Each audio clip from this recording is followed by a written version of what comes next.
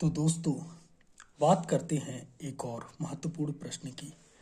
प्रश्न है, हिंदी समीक्षा को आचार्य रामचंद्र शुक्ल के अवदान का विवेचना कीजिए। इनके अवदान की विवेचना कीजिए। अथवा में पूछ सकते हैं कि आचार्य रामचंद्र शुक्ल के समीक्षा सिद्धांतों को संक्षेप में लिखिए। आइए जानते हैं इस प्रश्न के उत्तर को। सब उत्तर में हम लिखेंगे, आचार्य पंडित रामचंद्र शुक्ल हिंदी आलोचना के युग प्रवर्तक हैं। ये बात आपको दिमाग में रखनी है कि हिंदी आलोचना के युग प्रवर्तक कौन है? आचार्य शुक्ल। उनसे पूर्व हिंदी आलोचना एक छोटे से पौधे के रूप में थी। शुक्ल जी ने इस पौधे को सींचकर एक विशाल वृक्ष के रूप में विकसित कर दिया है। आचार्य नंद दुलारे वाजपेयी के शब्दों में, शुक्ल जी ने हिंदी समीक्षा में क्रांतिकारी परिवर्तन किया है। वे युग के विधायक थे। शुक्ल जी ने दो प्रकार की आलोचनाएं यहाँ पे प्रस्तुत की हैं। एक होती है सैद्धांतिक आलोचना और दूसरी होती है व्यवहारिक आलोचना। आइए दोनों ही आलोचनाओं को समझ लेते हैं। सैद्धांतिक आलोचना। सैद्धांतिक आलोचना का स्वरूप उनकी चिंतामणि भाग 2 में रहस्यवाद और काव्य में अभिव्यंजनावाद आदि लेखों में मिलता है। सैद्धांतिक आलोचना की विशेषताएं। सबसे पहली विशेषता है रसवादिता। इसी प्रकार से हम व्यवहारिक आलोचना रहेंगी, उनकी भी विशेषताओं पर बात करेंगे। तो जो रसवादिता है उसमें शुक्ल जी ने आलोचना का मापदंड भारतीय रसवाद को माना है। इसके अंतर्गत उन्होंने 3 बातें बताई हैं। पहला, नैतिकता, संयम और आदर्श पर बल देना। दूसरा, मौलिकता होनी चाहिए।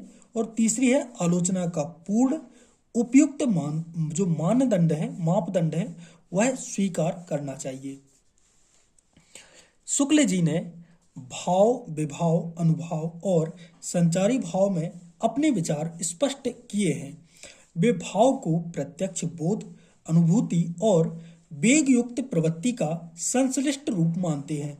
विभाव को काव्य में रूप मानते हैं और अनुभाव को सिर्फ आश्रय की चेष्टाएं स्वीकार करते हैं, जिसे भावों के पात्र में प्रकट होता देखकर दर्शक, श्रोता या पाठक भी वैसा अनुभव करने लगे। उन्हें मुख्य भाव तथा शेष को संचारी भाव माना गया है। दूसरी विशेषता है, यहाँ पे देखना, सैद्धांतिक आलोचना की जो द्वितीय विशेषता है, तृतीय विशेषता है, क्योंकि दूसरी तो हमने बात कर ली है, भावों की हमने बात की। तृतीय विशेषता है हृदय की मुक्तावस्था। हृदय की मुक्त अवस्था। रस दशा की अभिप्राय शुक्ल जी ने हृदय की मुक्त अवस्था से लिया गया है। उन्होंने भरत मुनि तथा विश्वनाथ से जो उनका जो रस सिद्धांत है उस सिद्धांत को अपनाया है। सौंदर्य। उन्होंने कविता का मूल गुण सौंदर्य को माना है, जिसे धर्मन्य, जो धर्मज्ञ है, ठीक है, शुभ मंगल मानता है।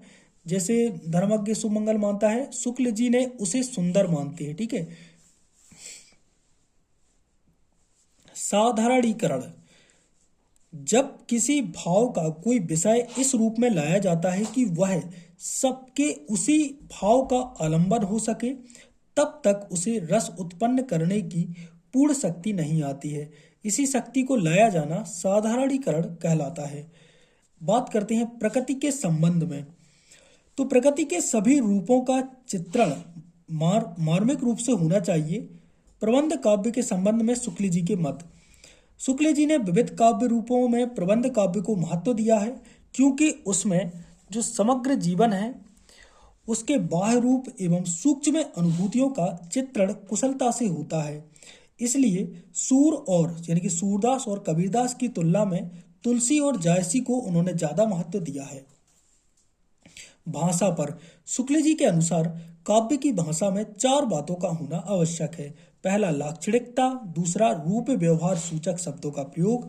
तीसरा, नाद। और चौथा है रूप गुण बोधक शब्दों का प्रयोग।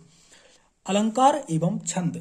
बात करें अलंकारों एवं छंदों की, तो शुक्ल जी ने अलंकारों को साधन माना है, साध्य नहीं।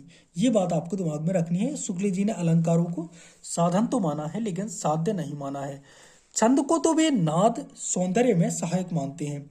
मात्राएं घटाने बढ़ाने से यदि नए संगीत की सृष्टि हो तो वे छूट देते हैं। बात करते हैं इनके दूसरे सिद्धांत की, जो है व्यवहारिक आलोचना। शुक्ल जी की सैद्धांतिक और व्यवहारिक आलोचना धुली मिली है, मतलब ये दोनों घुली मिली हैं, क्योंकि आप सैद्धांतिक आलोचना की आवश्यकताओं को व्यवहार में भी लाए हैं। उन्होंने व्यवहारिक आलोचना दो प्रकार से मानी है। नंबर एक, कवियों पर लिखी गई जो समीक्षाएं हैं। नंबर दो, काव्य धाराओं पर लिखी गई समीक्षाएं हैं। तुलसी की, देखो यहाँ पे पहले की बात करते हैं। तुलसी की समीक्षा में तुलसी की जो भक्ति है, जो भक्ति पद्धति है, लोक धर्म है, लोक मंगल है, लोक नीति है और ज्ञान भक्ति है, विवेचन आदि पर विचार करते हुए उनकी काव्य पद्धति, भाषाधिकार, उनके वैचित्र आदि का भी इन्होंने निरूपण किया है। लोक मंगल और आनंद का निरूपण करने वाले काव्यों को इन्होंने दो भागों में बांटा है। पहला है लोक मंगल की साधनावस्था को लेकर चलने वाले जो काव्य हैं, जैसे कि तुलसी। दूसरा है लोक मंगल की सिद्धावस्था को लेकर चलने वाले जो काव्य हैं वो है सूरदास। मतलब ये काव्य किन्होंने लिखे हैं? सूरदास ने। अब बात करते हैं नंबर 2, जो कि व्यवहारिक आलोचना का दूसरा प्रकार है, काव्य धाराओं पर लिखी गई जो समीक्षाएं हैं। काव्य धारा संबंधी विचार। शुक्ल जी ने छायावाद, रहस्यवाद आदि काव्य धाराओं पर अपनी समीक्षा प्रस्तुत की है। अनेक आलोचकों का मत है कि शुक्ल जी ने इन काव्य धाराओं का खंडन करते हुए सहानुभूति नहीं दिखाई है, परंतु शुक्ल जी ने सभी बातों को बुरा नहीं कहा है। जहां उन्हें अच्छाई दिखाई दी वहां उन्होंने सराहना भी की है। अतः हम यह निष्कर्ष निकाल सकते हैं कि शुक्ल जी ने काव्य आलोचना का स्वतंत्र चिंतन प्रस्तुत किया है। तो यहाँ पर हमारे प्रश्न का आंसर होता है समाप्त।